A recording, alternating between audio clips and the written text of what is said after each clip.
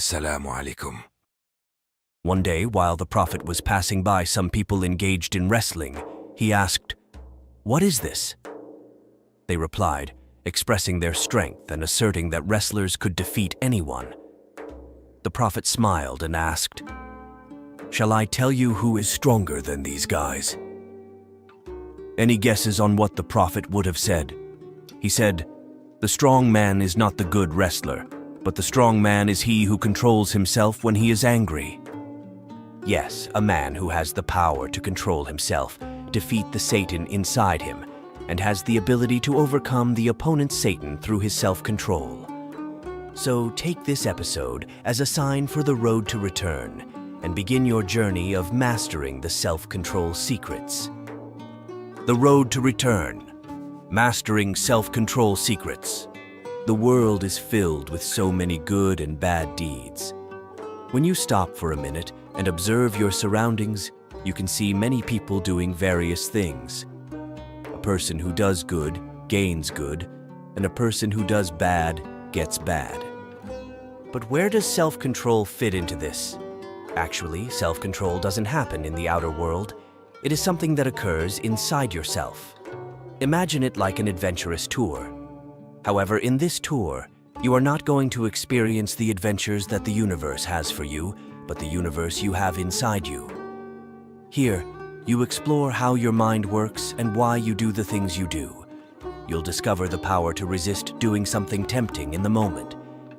A big part of this adventure is about learning to wait for good things instead of choosing something quick but not as good in the long run. Chapter 1.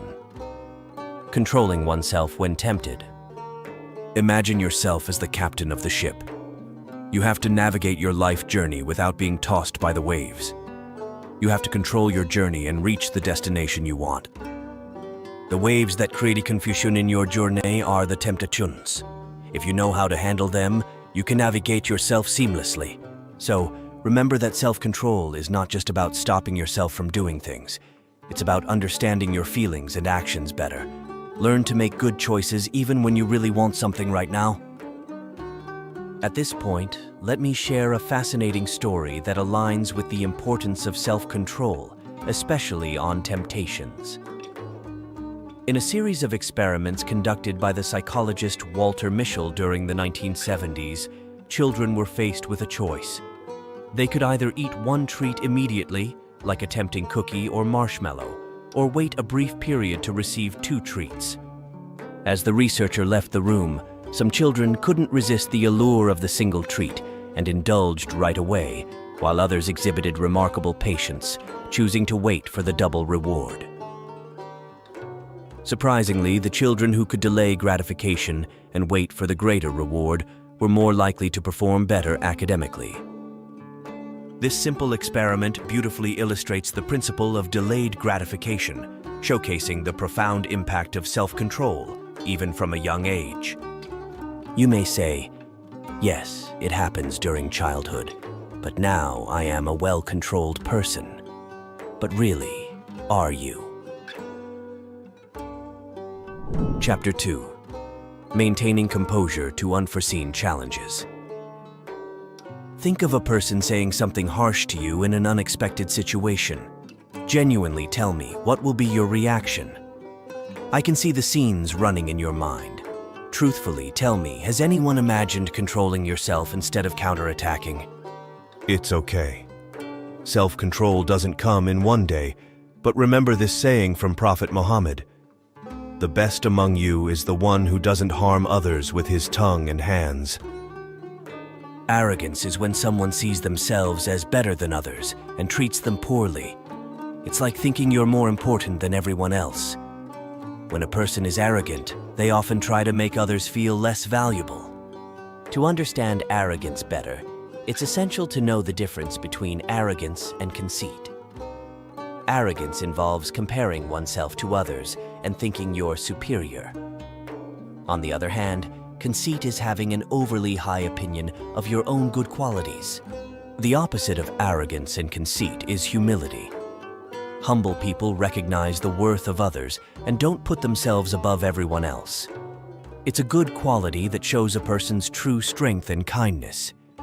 At the same time, you don't need to humiliate yourself to make others feel good. Recognizing one's worth is not arrogance, but a realization of the unique qualities bestowed by the Creator. The thing you have to do is, while appreciating yourself, you have to understand that every other soul has the same level of things to get appreciated. This mindset automatically gets you off the pedestal where you think you are the highest and controls the way you handle another soul.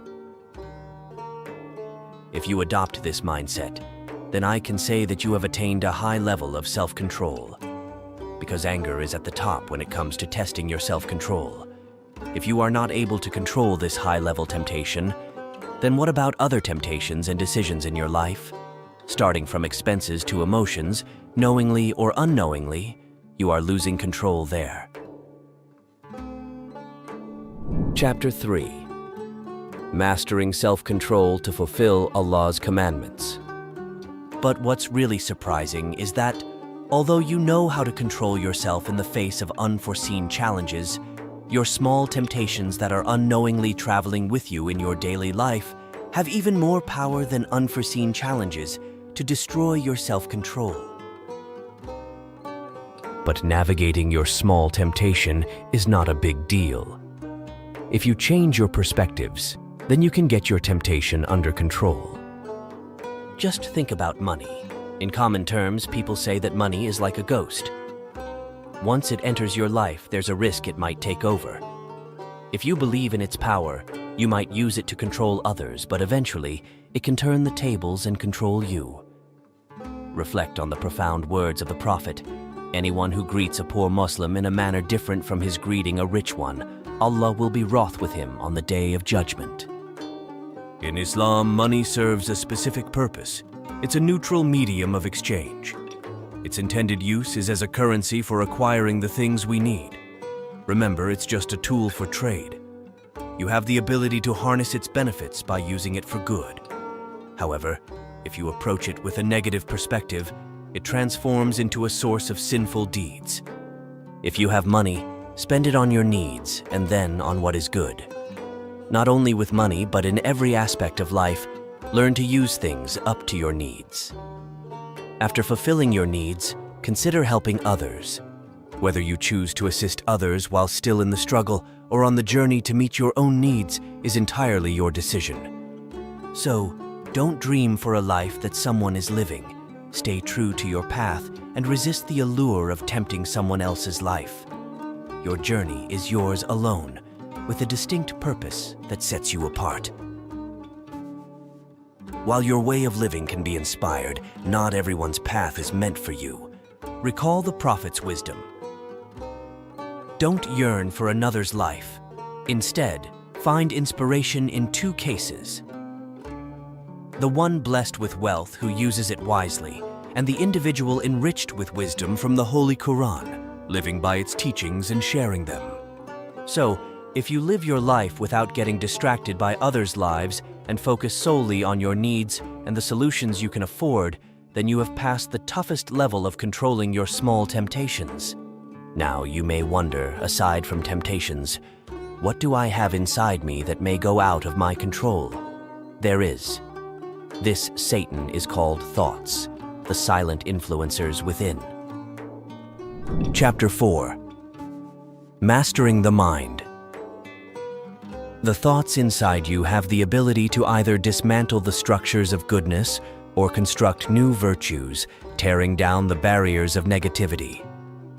Imagine your mind like a marketplace. There will be a lot of noise sounding here and there, with lots of distractions happening. If you listen to the right one, then you navigate through the right way. As Allah has beautifully taught, your actions are intricately tied to the beliefs nestled within your mind. Actually, these thoughts are more valuable than every expensive things you have in your life. If someone is using their money for good deeds and you're struggling to meet your needs, it's not a sin. As Prophet Muhammad said, "Do you know what is better than charity and fasting and prayer?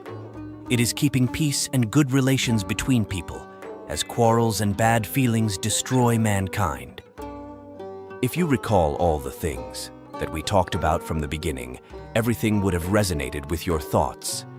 Starting from controlling your emotions, temptations, and changing the perspectives to staying on your path, everything you have to do is with your thoughts. This is the basis of self-control. Everything you learn on it is like building on a strong foundation. If you have a building but not a foundation, then you are only just reacting to the lessons of self-control. You are not building a self with self-control. If you stop and take a moment to realize what you are doing, then trust me, you will abandon almost 80% of the things you are doing.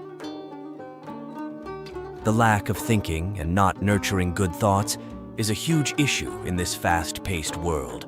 Simply start controlling your thoughts with the little things you're doing in your daily life. You won't believe it, but even saving water can change your mindset. Actually, saving water is not only a good deed, but it is also a secret way to practice self-control. I would like to recall a wisdom of the Prophet here. Do not waste water even if you were at a running stream. It's like having a lot of water at your disposal, but you use only what you need instead of wasting it just because you can.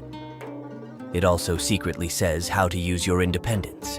Take, for example, an outing with your friends. Your parents are allowing you because they are giving you independence. There you have freedom like water running in a stream. No limit. But what should you do? You should know your limits or create your limits, like deciding to return home for prayer before 6 p.m. You may wonder if such a small act, like shutting the water tap precisely when our need is met, can impact our overall life. My answer is definitely yes. Every small thing you do can create a huge impact on controlling yourself. So, start with small things. Be conscious of your thoughts. If you have clarity about your actions, most problems find their solutions right then and there.